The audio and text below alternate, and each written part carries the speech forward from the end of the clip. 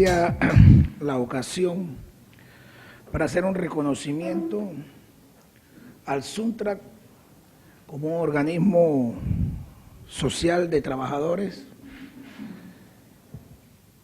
que con la organización de este evento advierte su madurez desde el punto de vista sindical y la importancia que le da a un tema que tiene impacto profundo en la democracia panameña.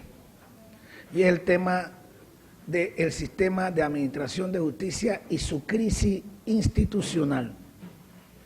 Un tema que la ciudadanía en general debe comenzar a tener una conciencia de su impacto en el devenir y en el fundamento de un Estado de Derecho.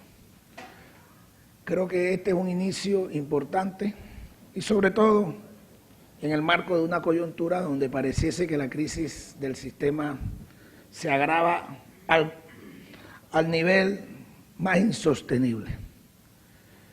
En este proceso de deterioro del sistema, ya que hace parte de un sistema antidemocrático, excluyente, que es el que rige la sociedad panameña, igualmente en esta ocasión el SUNTRAC ha sido víctima, al igual que la familia Lorenzo, quien hoy nos honra con su presencia, a la esposa y la hija del mártir obrero y el hermano Osvaldo Lorenzo. Ha querido organizar este evento porque efectivamente, en el marco de lo que nosotros consideramos la crisis del sistema, un proceso de homicidio en donde un jurado de conciencia declaró culpable a un asesino, la Corte a través de la Sala Segunda declaró la nulidad del dictamen del jurado de conciencia,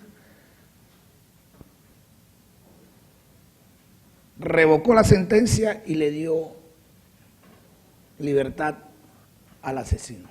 Eso ha concitado efectivamente para que el SUNTRAC hoy se encuentre en la calle exigiendo la solución de un conflicto jurídico bastante complejo, ya que efectivamente la Corte hoy no sabe qué hacer ante semejante exabrupto. Es un tema que los expositores en la mesa del foro van a analizar con mayor profundidad. No obstante, es importante que en el marco de esta situación se ubique lo que para nosotros es efectivamente una de las etapas más cruciales de la crisis del sistema. Y nuestra propuesta de la necesidad de construir una salida a través del poder constituyente y una constituyente originaria con plenos poderes que reorganice la sociedad panameña. El tema de la impunidad que hoy sufre en carne propia la familia Lorenzo y los miembros del SUNTRAC no es un caso fortuito o que es excepcional, sino que es o pareciera ser la norma de la conducta del sistema. Todos sabemos que luego de la invasión inicia todo un proceso luego del derrocamiento del régimen militar por determinar si había o no responsabilidad penal por los asesinatos del periodo de la dictadura. Solo menciono este tema porque allí pareciese ser un punto de inflexión propio o necesario para tomar en consideración. Los resultados de esos procesos son resultados hoy deficitarios. Es decir, ningún importante violador de derechos humanos ha tenido que purgar condena por violación de los derechos humanos vía los asesinatos, las torturas, incluso las desapariciones. Hoy todavía está CONFADEPA, una organización de familiares desaparecidos de la dictadura, pidiendo y exigiendo justicia y conocer el paradero de sus familiares desaparecidos. Caso emblemático, el padre Héctor Gallego y el compañero Floyd Brito. Igualmente, en ese periodo se analizaron grandes, importantes procesos que tenían que ver con la corrupción, el endeudamiento del pueblo panameño y el uso indebido de recursos. En ese momento tampoco nadie respondió ante la justicia. Más recientemente podemos recordar el caso emblemático de corrupción que representó el CEMIS. El CEMIS hace muy poco tiempo la Corte Suprema de Justicia lo cerró y por la información que se ha recibido, incluso el análisis del fallo, fueron por tecnicismo, es decir, por formalidades y en alguna manera también por un mecanismo que se ha utilizado constantemente para expiar las penas o las responsabilidades penales, y es la de las prescripciones.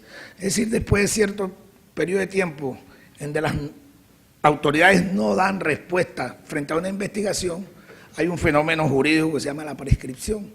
Y aunque tú seas responsable, al pasar cierta cantidad de tiempo, el caso se archiva o se desestima porque pasó el tiempo que dice la ley para poder tomar una decisión frente a esa responsabilidad. Yo creo que es importante recordar, como lo hizo la compañera Magali, los casos de Boca del Toro, los casos de Chiriquí y los casos de Colón. Pero además de que ahí no existe justicia por los muertos, los desaparecidos, por los torturados y por los reprimidos y los lesionados, hay un fenómeno. Y es que hay procesos en contra de los luchadores sociales. Luchadores sociales que hoy, incluso en algunos casos como el de Boca del Toro, han sido condenados. Y estamos en una etapa de casación penal para ver cómo se le da una salida a estos compañeros que injusta e ilegalmente fueron procesados. No obstante, el sistema con ellos sí funcionó. En el caso de Colón es patético, en iguales condiciones se presentaron querellas, denuncias, y hoy la inactividad del Ministerio Público y de alguna manera la omisión del órgano judicial ha llevado como consecuencia que, a pesar de pruebas, testimonios, incluso testimonios de videos que se le han llevado a las autoridades, no se han procesado. La Corte Suprema, a través de la Sala Segunda, hace poco resolvió en apelación un auto encausatorio en el caso de los envenenados por el detilenglicol. Este fallo deja por fuera, es decir, sobresee a por lo menos 14 implicados en el caso, implicados de gran importancia. Este sobreseimiento no trae otra cosa para la opinión de los mismos afectados y las víctimas del jarabe de la muerte que la sensación de impunidad. Esto estamos hablando de que se ha sobreseído y ahora viene la etapa del proceso, que sería la audiencia. Es decir, sin ninguna garantía, con estos antecedentes de que efectivamente este caso tan grave pueda ser resuelto y se determine la responsabilidad penal de las personas que son responsables por la muerte de por lo menos 500 o 400 ciudadanos panameños. Una de las crisis, uno de los actos más graves en materia de envenenamiento masivo, no solamente en Panamá, cuidado que en Latinoamérica. Esa es la característica de nuestro sistema. Nosotros hemos querido caracterizar algunas razones. Nosotros pensamos que efectivamente pasa por la designación y la escogencia de los procuradores y de los magistrados de la Corte. Es sabido que Incluso en este momento hay fuertes presiones, conciliábulos, negociaciones para determinar quién va a ser el próximo procurador. Procurador que no va a responder a los criterios de justicia, de imparcialidad, de objetividad y de independencia, probablemente que respondan más a los poderes económicos, políticos que lo llevan efectivamente a ocupar estos puestos. En el caso de los magistrados, hoy estamos con un magistrado denunciado ante la Asamblea Nacional, pero que debió ni siquiera llegar a ocupar el cargo de magistrado, mucho menos de presidente de la Corte. Por alguna razón, hoy el sistema parece que quiere operar. Pareciera que la Asamblea Nacional tiene una disposición de poner a este señor Moncada Luna donde corresponde. No obstante, nosotros no podemos olvidarnos de que él no es el primero, ni ha sido el último, porque han sido muchos los que han estado en iguales y peores condiciones de la que se encuentra el magistrado Moncada Luna, y el sistema no ha operado. Pareciese que es necesario que existan disposiciones políticas, que se alineen los intereses políticos, económicos y comunicacionales, para que entonces sí efectivamente el sistema contra de magistrados que tienen prerrogativas de carácter procesales para su juzgamiento, efectivamente se lleven a la práctica. Nosotros escuchamos en el día de hoy algunas denuncias por parte de otro magistrado de la Corte, Harry Díaz, quien en palabras de algunos analistas dicen que le pareció sumamente valiente su denuncia. No obstante, el señor Harry Díaz, quien está en ese puesto y hoy se convierte en un enemigo de Moncada Luna, llegó de la mano de Moncada Luna y de una designación también cuestionada, incluso en algunos casos se advirtió su inconstitucionalidad. Pero Harry Díaz es uno de los magistrados que firma el fallo que hoy nos hemos tenido que dar a la tarea obligatoriamente para hacer opinión pública en el caso Lorenzo. Es decir, anula el dictamen del jurado de conciencia. Por lo tanto, yo no sé hasta dónde hoy los que tiran piedras en el caso Moncada, incluyendo la misma Corte Suprema de Justicia, tienen autoridad moral, legal, para hacer esos cuestionamientos. Nosotros también creemos que hay, como hemos dicho, la influencia del poder económico y político en las decisiones. Hay un problema de falta de independencia. Hay un problema de mora judicial. Efectivamente, como aquí lo ha dicho la compañera, mecanismos fundamentales para la defensa de los derechos humanos son ineficaces, ineficientes. Hay privilegios procesales que siempre han mermado la posibilidad de alcanzar la justicia. Y hay un elemento, y es el elemento de la corrupción. Nuevamente, públicamente, se ha advertido de que existe en la Corte un 10º magistrado. Ustedes probablemente no entenderán el término de 10º magistrado, pero es que la Corte solamente está conformada por 9 magistrados. Pero históricamente hay un 10º magistrado que es el que pareciese negocia económicamente las decisiones y los fallos. Y pareciese que siempre en la Corte ha habido un 10º magistrado. O por lo menos los magistrados tienen sus mercaderes, es decir, la gente que le hace mercadeo para sus negociados. Entonces, el tema de la corrupción en la Corte, y estamos hablando de la Corte como la Corte Suprema, pero también hay un sistema de magistrados del Tribunal Superior, de jueces de circuito y jueces municipales, que también han sido salpicados por temas de corrupción. Este recuento de hechos y de alguna manera haciendo algunas puntualizaciones no nos hace otra cosa que probablemente concluir lo obvio, pero que estamos en una crisis irreversible del sistema. del sistema de administración de justicia que hace parte de un Estado, de una estructura del Estado panameño.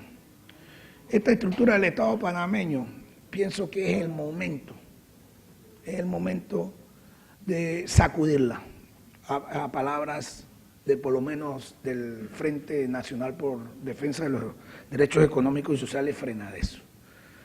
Hay que tumbar de raíz la pudredumbre del sistema y eso debe hacerse a través de un proceso constituyente, pero un proceso constituyente originario, con plenos poderes, con autonomía, sin limitaciones y con la libertad de que sea representativo de los sectores de la sociedad panameña.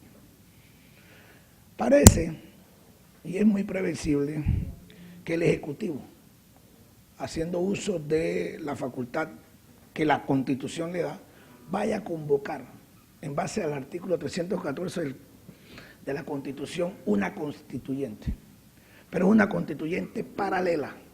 La constituyente paralela fuera, y que no es el momento de analizar con detalle, lo que determina efectivamente es que los poderes constituidos se mantienen, la asamblea constituyente que se elija y en la forma que se elija, solo puede realizar su labor es en función de actos que regirán con posterioridad a su toma de decisión. No son retroactivas y no podrían interferir en los cargos electos ni tampoco en aquellos cargos designados. Yo hoy me gustaría o me atrevería a preguntar si efectivamente alguien con la composición de la Asamblea Nacional en la forma como llegó con el derroche de recursos, compra de votos, clientelismo, corrupción, se ve que esa asamblea es una representación de la voluntad popular. Yo también me atrevería a preguntar si la Corte Suprema en las actuales condiciones es una representación legítima de un órgano del Estado que juegue el papel que constitucionalmente está llamado a desempeñar.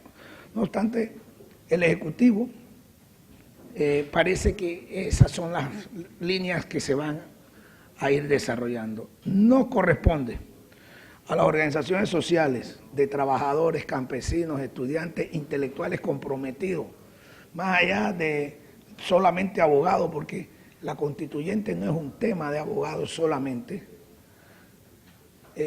ir perfilando una posibilidad de levantar un movimiento nacional por una constituyente originaria. Esa constituyente originaria debe, entre otras cosas, acabar con esta crisis que es irreversible del sistema de administración de justicia y por lo menos resolver los grandes problemas que aquí hoy nos convocan y otros que efectivamente han estado ocurriendo y que vendrán en la medida en que no tomemos una decisión respecto a este grave y delicado tema que tiene que ver con los derechos humanos, el Estado de Derecho, las libertades ciudadanas y el tema del bienestar político, social y económico de todos los países.